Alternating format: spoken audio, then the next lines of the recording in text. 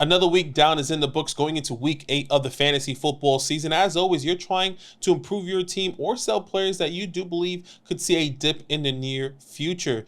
I'm going to be bringing you players you should be buying or selling going into week 8 of the fantasy football season. So let's not waste any more time. And before I kind of get into my players that I'm going to be talking about today, what I really wanted to do is bring my quote unquote honorable mentions at the wide receiver and running back position, because I'm not going to be telling you the typical quote unquote players that everyone is kind of bringing you here today. Maybe I might have one or two, but what I want to do is tell you that these are the guys you should be already trying to trade for week in and week out until maybe there's a significant injury happening to these players or whatever the case may be. These are players that I'm constantly actively trying to get on my team, buying to try and get on my team because I believe in them. I believe in their production. I believe in their offense. I believe in whatever situation they are in.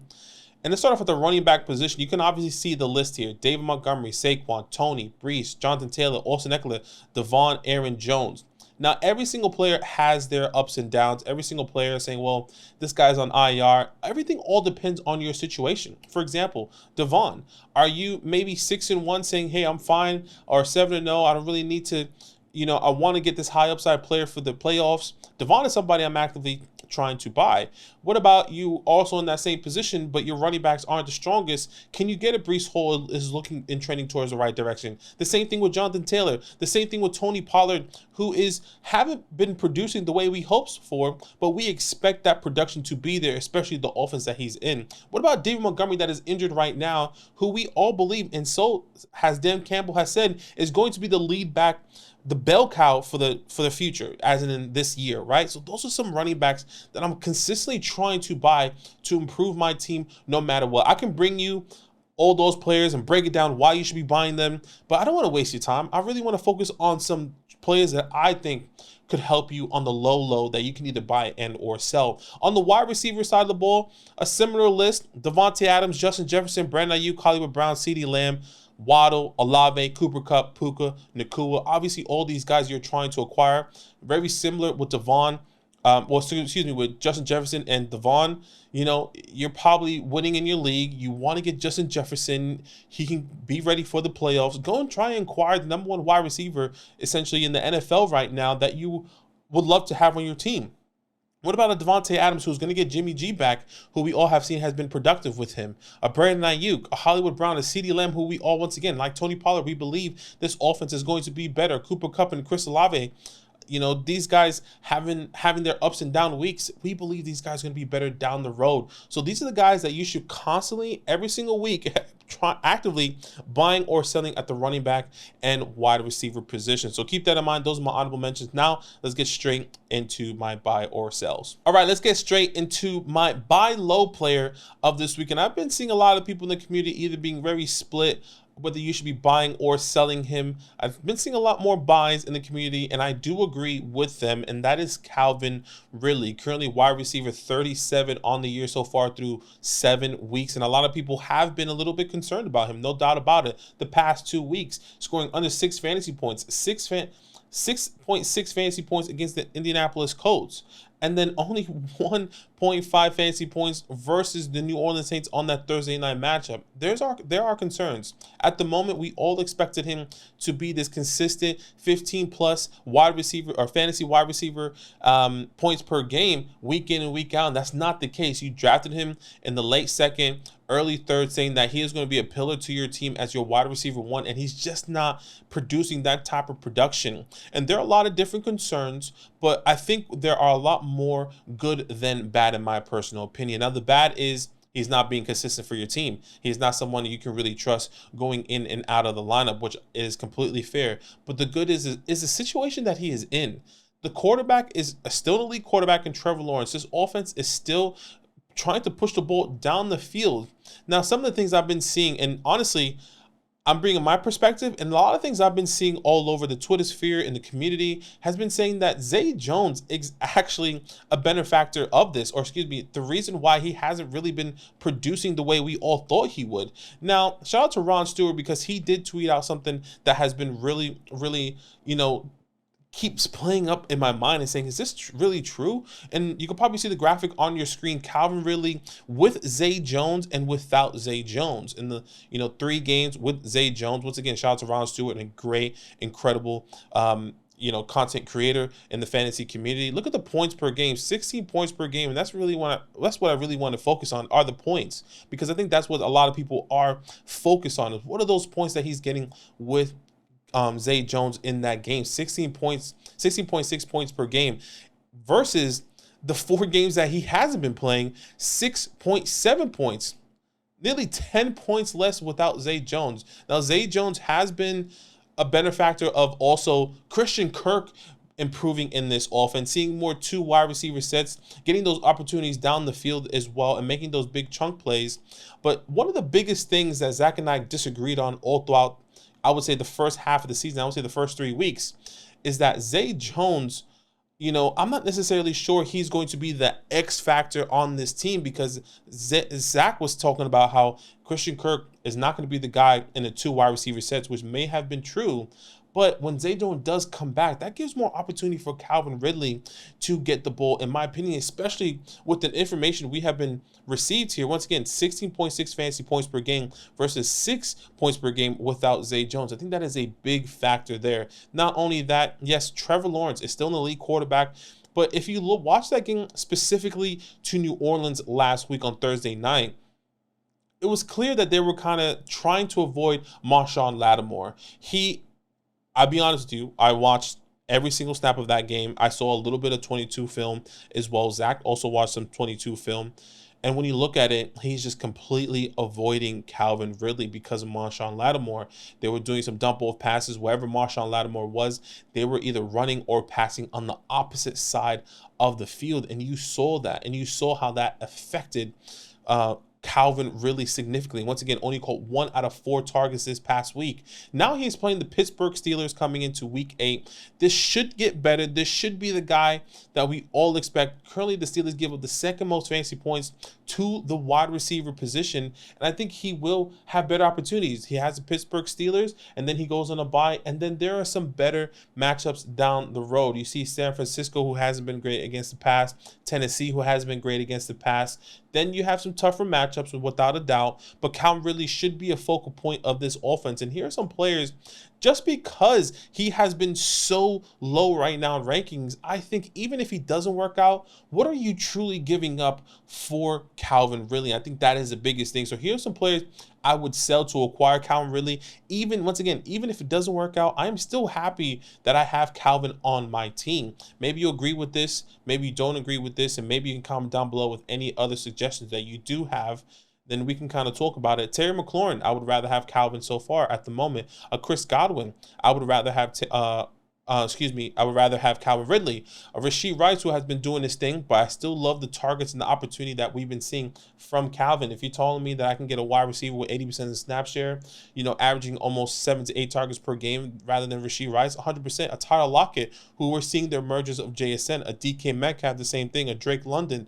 And then you go to the running backs with Jerome Ford, Rashad White, Alexander Madison, and Brian Robinson. All those guys, in my personal opinion, aren't going to hinder my team. You drafted all these guys probably as, not all of them, I would say the wide receivers specifically, maybe as your wide receiver 3, your wide receiver 4, and some of them could have been your wide receiver 2 or 1, just all depends. But Calvin Ridley is still that wide receiver 1 caliber for your team. So those are some players I'll be trying to sell to acquire Calvin Ridley. All right, going into my second buy low player for this list, and that is a running back, and that is Joe Money Bags. Look, currently RB23. I think a lot of people have been disappointed about Joe Mixon. Hasn't really been living up to that expectation or having those crazy boom games that we saw. I mean, so far this year, 10 fantasy points, 13 fantasy points, 14, 8, 13, 9. It hasn't been what we hoped and expected. I think a lot has to do with the context of the game of how bad Joe Burrow has been, especially he was injured with that calf, so they couldn't get the ball moving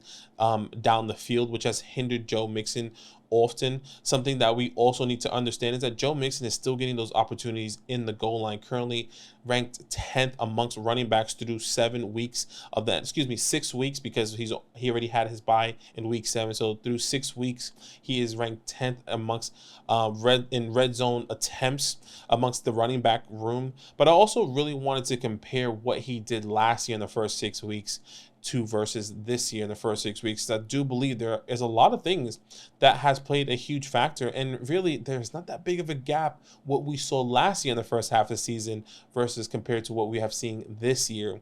So you can probably see this graphic on your screen. Weeks 1 to 6 in 2022 and 2023, look at the difference. There's not that big of a gap. You see the attempts, really only what, quick maps, 8 more attempts, yardage, only 20 more yards. He's actually improving in yards per carry this year with 3.8. He still has the same amount of touchdowns on the ground through 6 weeks. He has a little bit more receptions last year, obviously more targets last year. He does have one receiving touchdown, which you can see makes the difference in the fantasy points per game in the first 6 weeks. He was averaging 14.3 fantasy points in the first 6 weeks versus 11.5 fantasy points in the first 6 weeks of 2023. And that running back finish in the first 6 weeks, running back 12 versus running back 19, a nine, I guess, finish difference, or sorry, 7 finish difference when you look at the running back finish.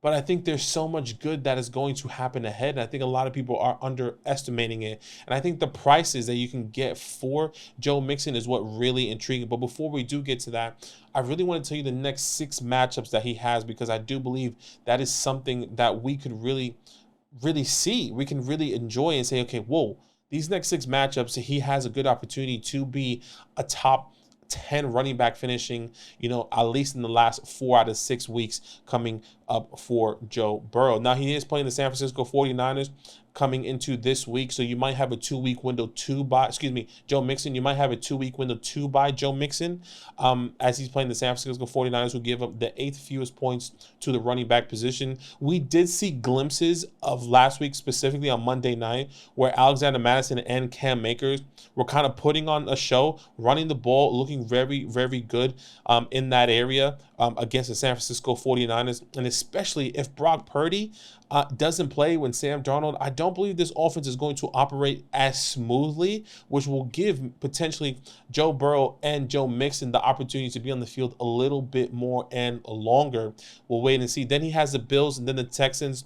Both give up a lot of points to the running back position. Bills give up the 12th most, and the Texans give up the 9th most to the running back position. Then he has the Raiders, a divisional game where really it can go any way in that divisional game. They currently give up the 17th most, really a middle of the pack defense. So he should have a decent performance when you think about this. Last time he played the Baltimore Ravens in week 2, he scored 13 fantasy points, 13 carries, 59 yards, 4.5 yards per carry, 4 out of 5 in the air.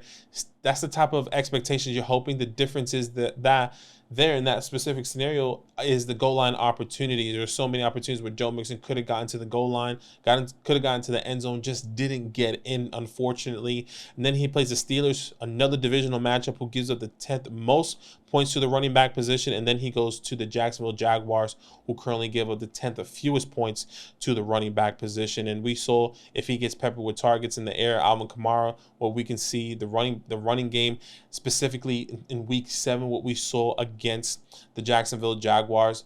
Joe Mixon does have a promising next 6 weeks ahead of fantasy football.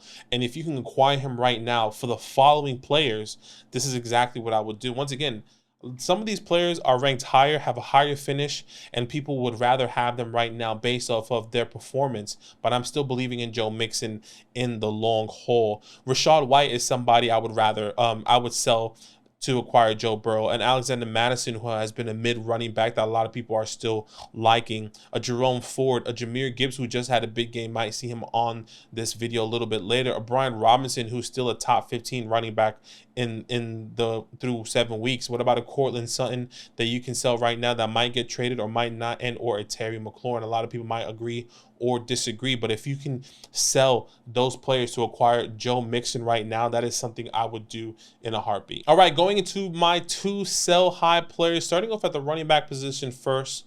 Let's go all the way down to Detroit, and that is Jahmyr Gibbs. Now, yes, Jahmyr Gibbs did have a good game against the Baltimore Ravens this past week, had his best game so far this year, over 27 fantasy points, caught 9 out of 10 targets, found the end zone, was averaging over 60 yards per carry. That was great for Jahmyr Gibbs, without a doubt. But what is everything that we know so far with David Montgomery, everything that we have been told by Dan Campbell? What we also have to bring that into context. Now, in a dynasty perspective, I'm still believing in Jahmyr Gibbs in the long term. But right now in redraft, if I'm trying to win, if I'm trying to get the most out of my opportunities and make the most out of my opportunities, Jahmyr Gibbs is somebody that I am trying to sell high right now. Currently RB25, but his teammate is RB17, did miss 2 games so far. But when he is on the field, he is incredible.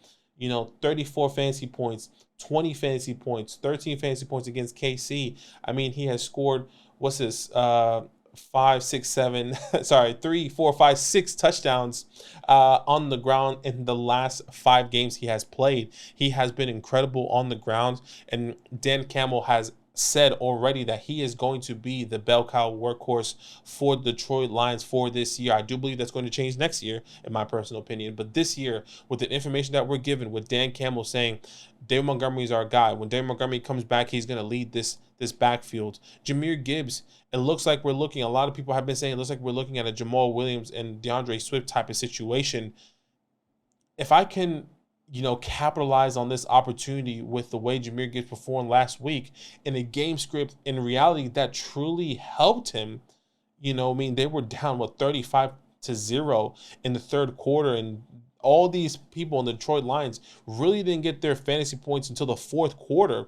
If you had an Amon-Ra, if you had a Jared Goff, if you had a Jahmyr Gibbs, you were disappointed till the very last end of that game, until they all kind of popped off. They were just throwing garbage points out there. If that game would have finished without all that, what a conversation would you have right now? You would be saying, well, Jahmyr Gibbs didn't perform. David Montgomery has a high potential of coming back on Monday night against the Raiders at home. You kind of expect that they're going to be bringing in Monty back, especially trending towards the right direction, where he has been limited so far from what I've seen coming into week 8 in practice. So if you can sell Jahmyr Gibbs right now with saying, hey, I can get somebody that can be a little more consistent. People still believe in Jahmyr Gibbs because he was a top 12 pick in the NFL draft. But if I can get a more consistent player that maybe other people don't believe in, then let's have a little bit more of a conversation. Here are some players I want to acquire. I would want if I was selling Jahmyr Gibbs, okay? Alvin Kamara, who has been really great. I think you can potentially get Alvin Kamara. Maybe you have to throw in another piece. A Joe Mixon that I kind of just spoke about. A Tony Pollard, a Josh Jacobs. What about the wide receiver position in a Zay Flowers, a Hollywood Brown, a Mike Evans, a Jordan Addison? It might be hard to get Jordan Addison now, I can understand. But if I can send Jahmyr Gibbs and a small piece to acquire Jordan Addison, that can bring me some consistency later on down the road, I am always going to try and improve my team in whatever way I can. So once again, guys, Jahmyr Gibbs, I'm trying to sell high, trying to take advantage of the opportunity that the sell high window that I have right now. Once again, scored over 27 fantasy points this past week. David Montgomery looking like he is going to be back. If I can sell him high right now, I would. All right, last but not least, my last player on this list going to the wide receiver room. And I have been a little bit skeptical about this one because I do trust this player. I do trust this person. But there's a lot of reports trending towards things could be changing in the second half of their bye week, and that is Adam Thielen right now, currently wide receiver 7. And now have been a lot of reports. We've been hearing reports, on online, on Twitter, even from the team, saying that there's going to be a lot of changes after this bye week. And if that is truly going to happen with Adam Thielen, what's going to happen? We have been hearing reports that this team wanted to invest and try and get another big wide receiver. What if that's Jerry Jeudy?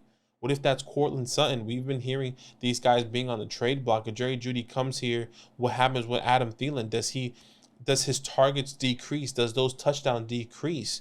And I'm not knocking Adam Thielen whatsoever. And I'm not saying you have to do this trade. I'm saying if I can get someone that is a little bit more secure right now, that I believe that is not going to lose opportunity if they trade for somebody. It's not going to lose opportunities if something happens. That's what I'm trying to do. I'm trying to get more security, more consistency, even though, oddly enough, he has been consistent. The only time he has scored less than double-digit points was in week 1. Every other week, 20 points, 31, 15, 27, 28. I understand. I get it. I'm not saying you should trade him. I'm saying go listen out. I'm saying, can you get somebody a little bit more consistent? Because a lot of people have been saying there's no reason behind it. No, Zach's been saying it. The community has been saying it. It's like, I don't know, man. Adam Thielen, 33 years old, he's going to get injured. I get it. But can you get somebody that maybe you're 7-0, 6-1, 5-2? Can you get somebody that's already injured, like a Justin Jefferson, that you know is going to be consistent down the line? What about an Amon-Ra St. Brown? What about a Keenan Allen that I feel a little bit more comfortable with? A Puka Nacua, a Cooper Kupp, a Stephon Diggs, a Travis Etienne, a Kenneth Walker, a Bijan Robinson. The fact that you can pivot to somebody that is a more consistent and you have more confidence in than Adam Thielen, I will do that 100%. I know as an Adam Thielen owner, and a lot of you out there saying, you're closing your eyes every single time you start Adam Thielen, because this could be the game he gets hurt. This could be the game he misses 3 to 4 weeks and he's technically your top wide receiver. There are some opportunities for you here and now to try and trade away Adam Thielen before things do change. And the reports have been coming out that, once again, I know I didn't really go too much into depth with that because it has been scattered out. It's been sprinkled with the interviews with Frank Wright, with the people on Twitter, some beat writers saying that coming out of this bye week, the play calling is going to change. What does that look like? Does that mean Adam Thielen is no longer going to be, this 12 target per game type of wide receiver? Is that going to go, are they going to get more of the young wide receivers worked in, like Jonathan Mingo, right? Like, what does that really mean? We don't know. And I think if you can avoid risk aversion right now going into week 8, that is a pillar right now. These next couple games for a lot of people, you have to win.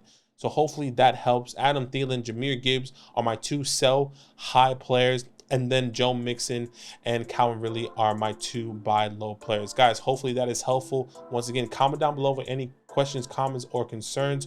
Good luck going into week 8. And as always, it's all love. Now that those idiots are done talking, who needs some rankings? Hell yeah, I need some rankings. Then use promo code LAND, LAND, for 30% off any membership at flockfantasy.com. Oh. It's so easy. Even your grandma could scan that QR code right there.